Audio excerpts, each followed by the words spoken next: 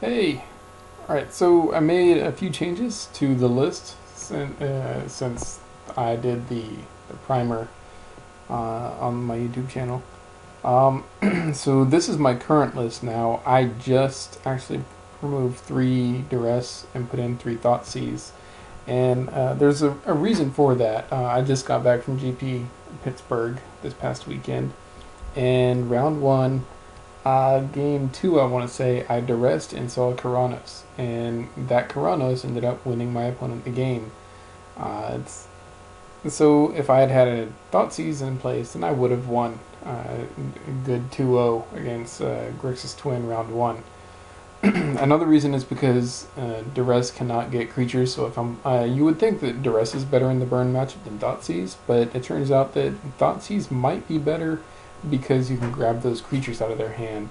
I ended up playing burn round 2 and round 3. Round 2 wasn't so bad. Round 3, I might have been able to stabilize if I had had a Thoughtseize instead of a duress, so that I can pick the creatures out of my opponent's hand. My opponent was able to play multiple Goblin Guides and Wild Nacatls. And if I had had Thoughtseize, then I might have been able to pick those out. And I ended up losing because of multiple attacks from those Guides and Nacatls. It was a rough matchup. But anyways, yeah, I went ahead and I tried Thoughtseize out. And I have a few games to record too here in a bit.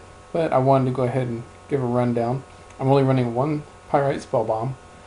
And I also switched up. I'm now running 2 basics. I'm still running 1 Noxious Survival in one of the games I'm going to record here in a bit. You get to see it saves my butt. And back up to 2 Surgical Extraction. And I'm running 1 grid as well. My sideboard, I took the 1 Pitting Needle on the side now. I like that a lot more now. And I still have 3 droplets, 1 Sunbeam Spellbomb. I'm not sure if I want to go back to 4 droplets or keep it the way it is, so we'll see.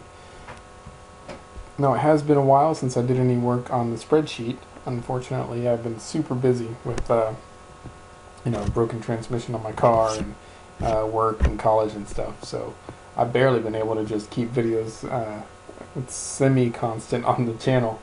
And so hopefully I'll be able to update that more often. And the primer, the op on MTGSalvation, the primer, it did get a facelift. Here's me in the IRC channel. Alright, so let's see.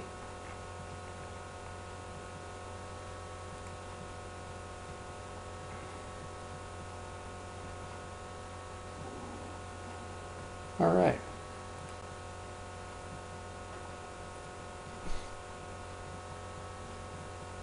Come on, internet. Here we go. Lord Grimpal there did a lot of work and gave me the code to make the primer look way better. So this is how it looks now. I want to say it's not bad right now. It could probably use a little bit of updating. I want to add in some stuff about the correct plays as far as Pitting Needle goes. I could probably add a few more deck lists now. And I could probably change this up because a lot of these are no longer really used much. Some people still run some of these, like Tezzeret or Ashiok, but really they're not used very often.